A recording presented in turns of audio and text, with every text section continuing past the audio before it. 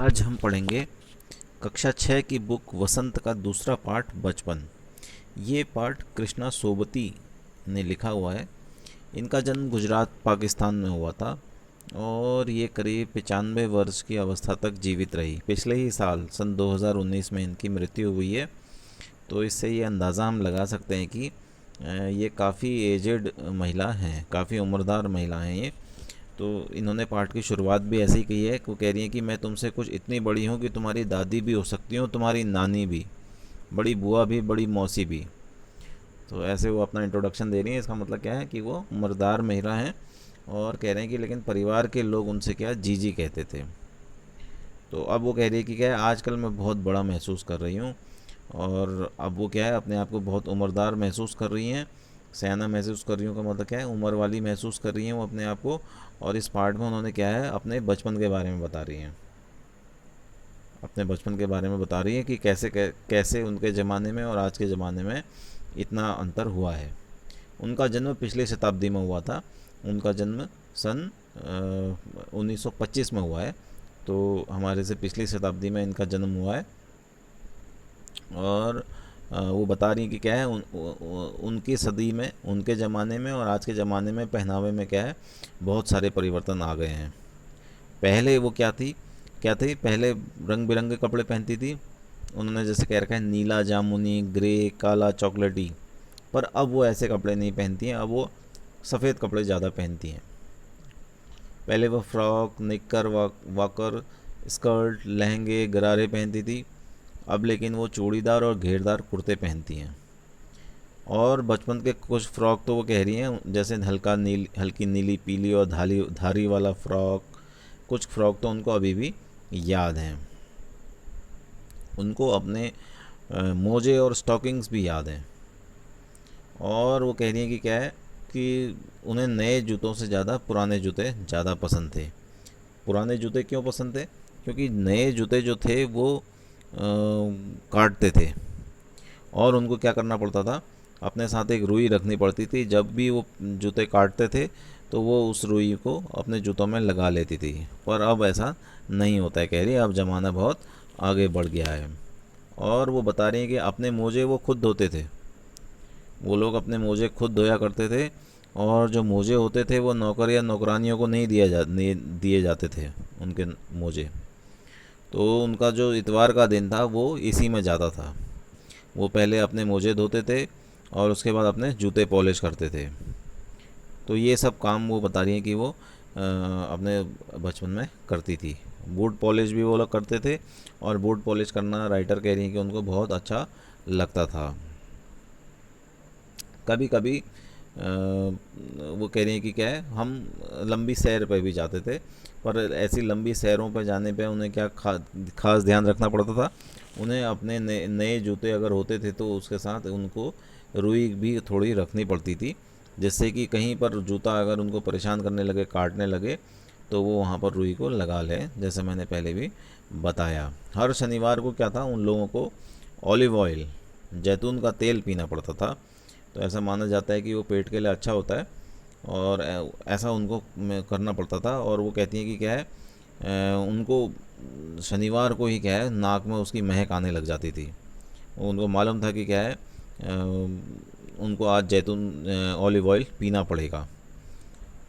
तो वो कह रही है कि क्या है, अब उसको उनको ऐसा लगता है कि अगर वो नहीं भी उसको पीती तो उनकी तबीयत पे कोई ज़्यादा फ़र्क नहीं पड़ना था। तो कह रही है कि बचपन में वो ऐसा करते थे पर वो लोग। और उनके घरों में क्या था, कुछ घरों में ग्रामोफोन हुआ करते थे, रेडियो और टेलीविज़न नहीं होते थे। तो ग्रामोफोन उनके लिए क्या है, उत्सुकता का विषय होता था।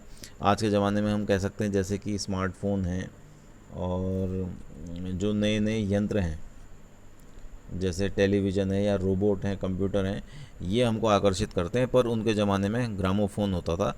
तो वो लोग ग्रामोफोन के प्रति बहुत आकर्षित होते थे। और वो लोग कुल्फ़ी खाते थे, बचपन में बताती है। अब के ज़माने में क्या है, कुल्फ़ी क्या है, आइसक्रीम हो गई है। तब कोई रेडियो और टेलीविज़न नहीं था, कह रही हैं वो। उस समय जो कचौड़ी होती थी, समोसे होते थे, आज के ज़माने में क्या है, वो पेटीज़ में बदल गए हैं। और जो शरबत होता था उनके ज़माने में, वो कह रही हैं कि हमारे ज़माने में लेमोनेड होता था। लेमोनेड मतलब नींबू की शिकंजी को लेमोनेड बोलते हैं। तो अब लेमोनेड की जगह क्या है, कोक और पेप्सी आ गए हैं। तो ये ज़माने में अंतर को वो उन्होंने अपनी इस कहानी में दिखाया हुआ है। और वो कह रही हैं कि एक बार हफ्ते में उनको चॉकलेट खाने की परमिशन उनके घर वाले देते थे। तो वो चॉकलेट खाती थी, पर वो ऐसे नहीं खाती थी। तो चॉकलेट को ख़रीद के जैसे खा लिया, ऐसे इस तरीके से वो कह रही हैं कि उन्होंने कभी भी चॉकलेट, कृष्णा सोबती कह रही हैं कि वो उन्होंने इस तरीके से कभी भी चॉकलेट को नहीं खाया। चॉकलेट वो कैसे खाती थी कि वो अपने घर ले जाती थी, जब रात का खाना हो जाता था तो बिस्तर में लेट करके वो मज़े से, बहुत मज़े ले ले करके वो चॉकलेट को खाती थी। शिमला की उनको बहुत यादें हैं अपने साथ, और कह रही है कि शिमला के काफ़ल उन्हें बहुत याद आते हैं। खट्टे मीठे, लाल गुलाबी, रस भरे, और सोच कर ही क्या है, वो कह रही हैं कि पानी आ जाता है। उनके ज़माने में चना मिलता था, चना जोर गरम, और जिस तरीके से कागज़ मोड़ करके वो बनाता था चना बेचने वाला, वो काबिल तारीफ़ है। वो कह रही हैं कि उससे कि क्या है, चने आसानी से हाथ में आ जाते थे। और उनको एक गाना याद आ रहा है, चना जोर गरम बाबू मैं लाया लाया मज़ेदार चना जोर गरम। तो उन दिनों स्कूल में बच्चों को भी ये गाना आता था। तो इस तरीके से चने वाले चने बेचा करते थे। शिमला रिज पर, शिमला के पहाड़ों पर उनकी यादें बहुत अच्छी हैं। वो घोड़े की सवारी करती थी, और वो कह रही हैं कि ये उनके जीवन का बहुत अच्छा पल था। अब लेखिका को जो कृष्णा सोबती हैं, वो कह रही हैं कि क्या है, जो जब वहाँ पर स्कैंडल पॉइंट के सामने के शोरूम में, वो क्या है, शिमला कालका ट्रेन का मॉडल उनको आज भी याद है। तो शिमला कालका ट्रेन का मॉडल क्या था, उनको कह रही हैं कि आज भी याद है। और जो उसकी पटरियाँ थी, उस पर जो है छोटे छोटे डिब्बों वाले ट्रेन होती थी। और उसका वो कह रही हैं कि आज भी इतनी एज हो गई है, इतनी उम्र के बाद भी उनको वो उस ट्रेन की आज तक भी याद है। कह रही कि ट्रेन के अलावा क्या है, कभी कभी उनको हवाई जहाज़ भी देखने को मिलता था। और जब हवाई जहाज़ उनको देखने को मिलता था, तो उन्होंने कैसे बता रखा है कि ऐसा लगता था कि जैसे कोई बहुत ही भारी भरकम पक्षी आकाश में क्या है, पंख फैलाकर जा रहा हो, और फिर वो गायब हो जाता हो। और क्या था, बचपन में इसकी स्पीड भी हमें बहुत तेज़ लगती थी, कहती हैं वो। और एक बार उन्होंने क्या करा, कि जब भी वो आता था, तो सारे बच्चे उस हवाई जहाज़ को देखने के लिए बाहर दौड़ पड़ते थे। ऐसा उनको अपने बचपन की याद है। आज भी बच्चे हवाई जहाज़ को देखने के लिए घर से बाहर तो आ ही जाते हैं, पर वो कह रही हैं कि उस समय बड़ा ही कौतूहल का विषय होता था एक हवाई जहाज़ को देखना। एक बार उन्होंने अपने लिए एक चश्मा बनाया, और जिस दुकान में उन्होंने चश्मा बनाया, उसकी जो आँखों के डॉक्टर थे वो अंग्रेज़ थे। तो शुरू में उनको चश्मा लगाना बहुत ही अटपटा लगा, और लेकिन डॉक्टर ने उनसे ये कहा कि क्या है, कि अगर अभी चश्मा लगा लो, जिससे कि बाद में क्या है, तुम्हारा चश्मा उतर जाएगा। पर क्या हुआ कि उनका चश्मा कभी भी नहीं उतरा। इस फ़ोटो में भी उन्होंने चश्मा लगा रखा है, तो बता रहे हैं कि चश्मा उनका कभी नहीं उतरा। धीरे धीरे क्या है, पर उसका नंबर ज़रूर कम होता रहा। इसका दोष वो किसको देती हैं कि रात दिन में तो वो काम करती नहीं थी, तो टेबल लैंप के सामने वो अपने लिखने पढ़ने का काम ज़्यादा करती थी, जिस वजह से कि उनका चश्मा आजीवन लगा रहा। तो एक बार उनके चचेरे भाई ने उनके चश्मे को लेकर के मजाक किया था, जो उनको आज तक याद है। तो उनके भाई ने उनसे क्या कहा कि आँख पर चश्मा लगाया ताकि सूझे दूर की, यह नई लड़की को मालूम सूरत बनी लंगूर की। तो उनका भाई उनसे कह रहा है कि क्या है, कि इस चश्मे में उनकी सूरत क्या है, लंगूर जैसी लग रही है। लेकिन धीरे धीरे क्या है, चश्मा उनके जीवन का एक हिस्सा बन गया।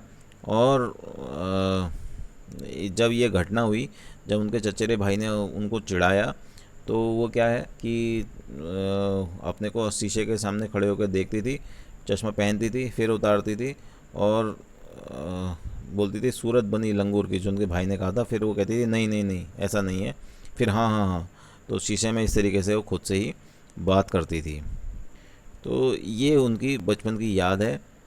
तो फिर तो चश्मा ऐसा हिस्सा बना कि वो कहती थी कि जब कभी चश्मा उतारती थी तो ऐसा लगता था कि चेहरा क्या है, खाली खाली सा था।